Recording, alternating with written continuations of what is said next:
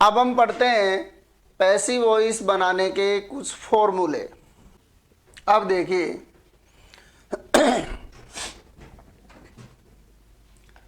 Passive voice बनाने के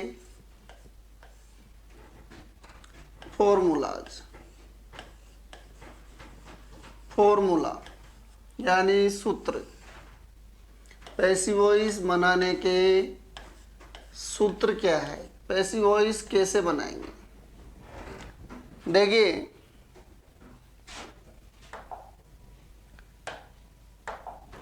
सूत्र नंबर 1,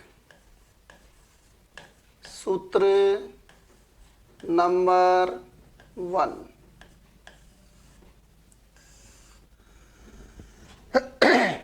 सूत्र नंबर 1 कहता है यदि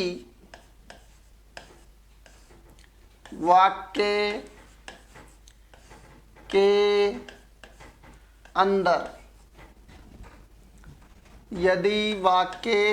अंदर वर्ब की फर्स्ट फॉर्म दी गई हो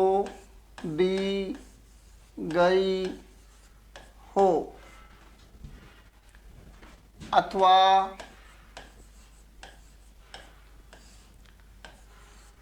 डू या डज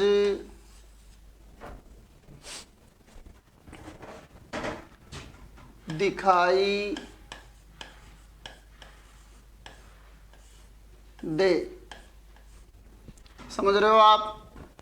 यदि वाक्य के अंदर वर्ब की फर्स्ट फॉर्म दी गई हो अथवा आपको डू या डज दिखाई दे जावे तो यह फॉर्मूला लगाते हैं। अब देखिए आपको फॉर्मूला क्या लगाना है और फॉर्मूला कब लगाना है।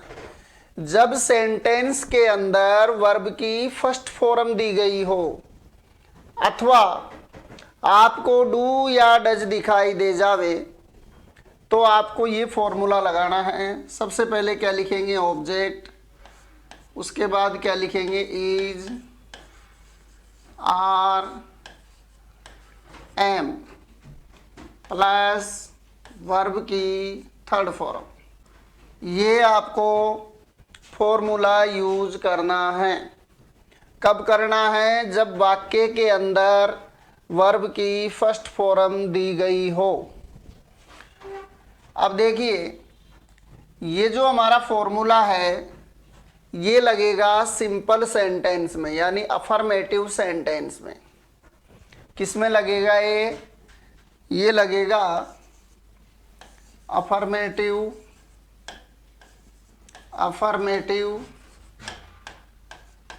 सेंटेंस यानी सिंपल सेंटेंस में, सिंपल वाक्य में आपको ये फॉर्मूला यूज करना है। अब मान लीजिए आपका सेंटेंस नेगेटिव आ गया,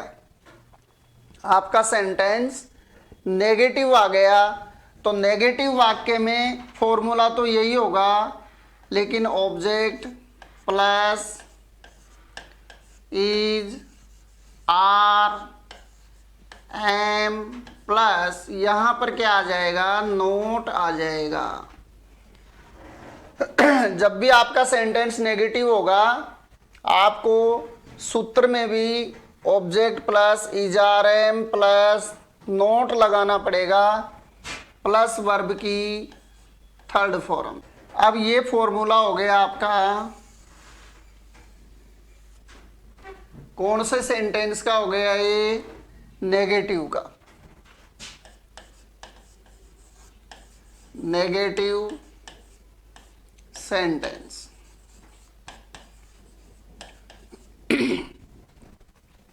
अब देखिए अगर आपका वाक्य सिंपल है जब तो ऊपर वाला सूत्र लगेगा, मान लो आपका वाक्य नेगेटिव आ रहा है तो नेगेटिव वाला सूत्र लगा दो। मान लो आपका सेंटेंस इंटेरोगेटिव है, प्रश्नवाचक है, तो प्रश्नवाचक में क्या होगा, ये जो हेल्पिंग वर्ब है ये पहले नंबर पे आ जाएगी, इज, आर, एम, और ये ऑब्जेक्ट है ये दूसरे नंबर पे चला जाएगा, प्लस ऑब्जेक्ट प्लस वर्ब की थर्ड फॉर्म। कौन से वाक्य का सूत्र है ये, इंटेरोगेटिव का।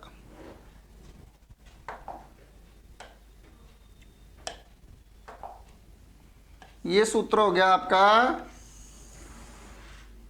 इंटेरोगेटिव वाक्य में, आपको ये सूत्र लगाना है। इजारएम सबसे पहले आ जाएगी, ऑब्जेक्ट दूसरे नंबर पे चला जाएगा, प्लस वर्ब की थर्ड फॉर्म। अब ये सूत्र कब लगाना है, इंटेरोगेटिव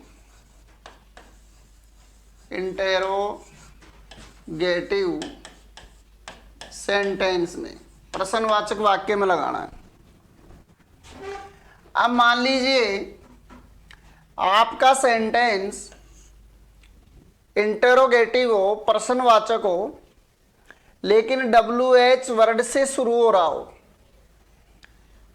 तो सबसे पहले आ जाएगा WH वर्ड, WH, उसके बाद यही फॉर्मूला लगा देंगे, is, are, am, plus object plus verb की थर्ड फॉर्म। और ये फॉर्मूला भी कौन से वाक्य में लगेगा, प्रश्नवाचक में लगेगा। ये भी प्रश्नवाचक का ही है, पर ये कब लगाना है, जब वाक्य हमारा WH वर्ड से स्टार्ट हो, यानी एक फॉर्मूले से 4 फॉर्मूले बन गए।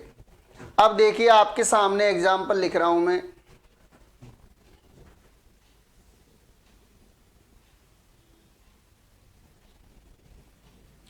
देखिए अब हम एग्जाम्पल लिखते हैं, राम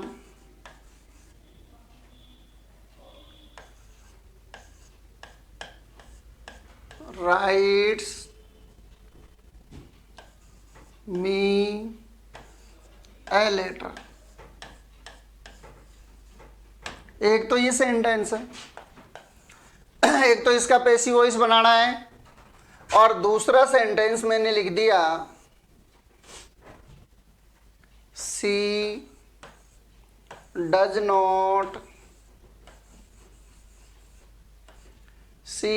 नॉट लाइक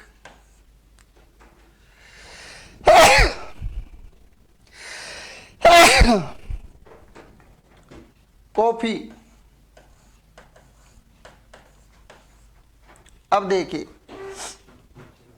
2 सेंटेंस आपके सामने दिए गए हैं, Ram writes me a letter, दूसरा सेंटेंस है she does not like coffee. अब देखिए पहला जो हमारा सेंटेंस है वो कौन सा है, वो हमारा अफर्मेटिव है, सिंपल है बिल्कुल। पहला सेंटेंस है वो हमारा कैसा है, अफर्मेटिव यानी सिंपल है बिल्कुल। और दूसरा जो हमारा सेंटेंस है उसमें नोट आ रहा है, तो ये हमारा सेंटेंस कौन सा हो गया, नेगेटिव। दूसरा जो सेंटेंस है वो है नेगेटिव। अब अफर्मेटिव में तो अफर्मेटिव वाला सूत्र लग जाएगा, नेगेटिव में नेगेटिव वाला सूत्र लग जाएगा। सबसे पहले हम नीचे वाला सेंटेंस बनाते हैं। देखो इसके अंदर नोट आ रहा है, तो ये वाक्य कौन सा हो गया, नेगेटिव। अब नेगेटिव वाला जो सूत्र है ये हमारा नेगेटिव वाला सूत्र है,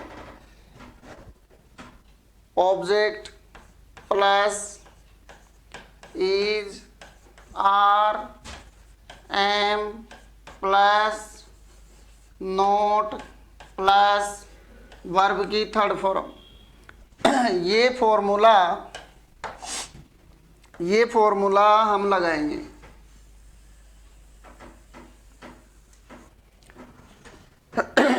अब देखिए फॉर्मूला में सबसे पहले लिखा हुआ है ऑब्जेक्ट।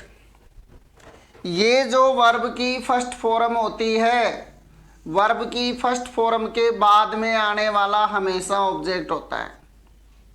ध्यान रखना, वर्ब की फर्स्ट फॉर्म हो, सेकंड फॉर्म हो, थर्ड फॉर्म हो या चौथी फॉर्म हो, उसके बाद में आने वाला हमेशा क्या होता है? ऑब्जेक्ट होता है। तो आपका ऑब्जेक्ट हो जाएगा कॉफी।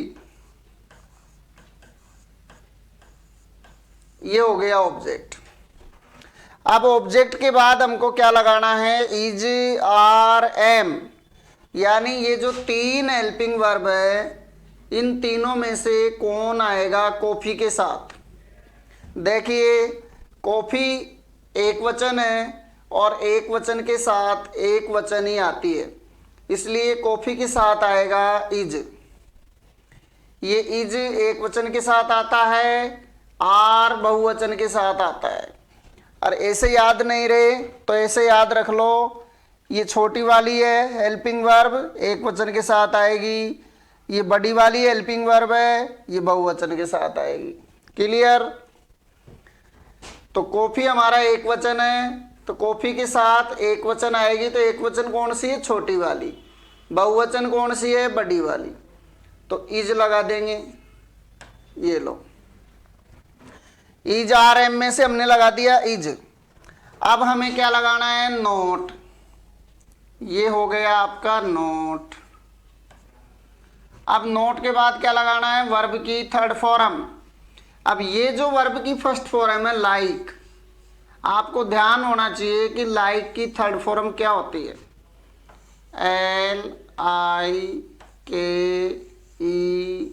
LIKED।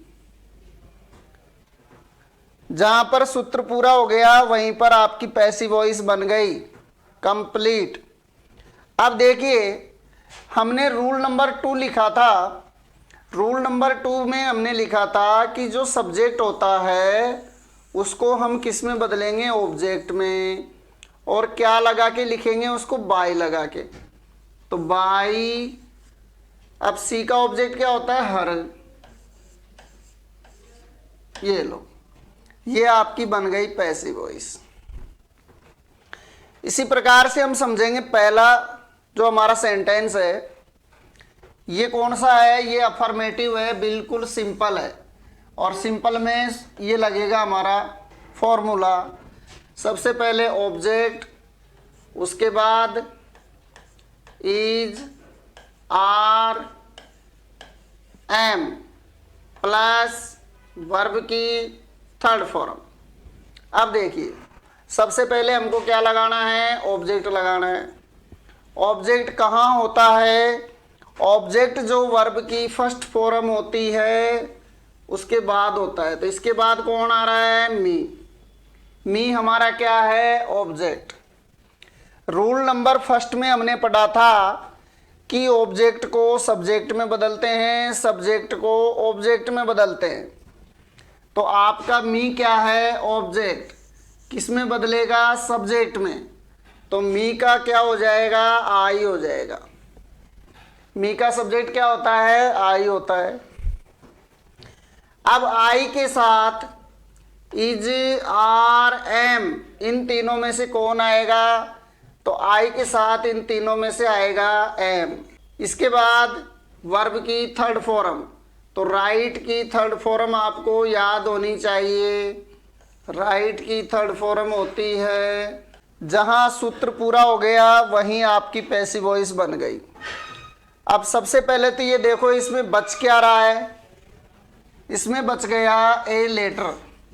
इसको ऐसे कैसे उतार देंगे? A letter bye. सब्जेक्ट को क्या बनाएंगे? ऑब्जेक्ट। तो राम का ऑब्जेक्ट राम ही होता है, तो बाय राम। आगे हम और एग्जाम्पल करने का प्रयास करते हैं। उम्मीद है आपको समझ में आ गया होगा। फिर भी हम कुछ एग्जाम्पल और करते हैं। देखिए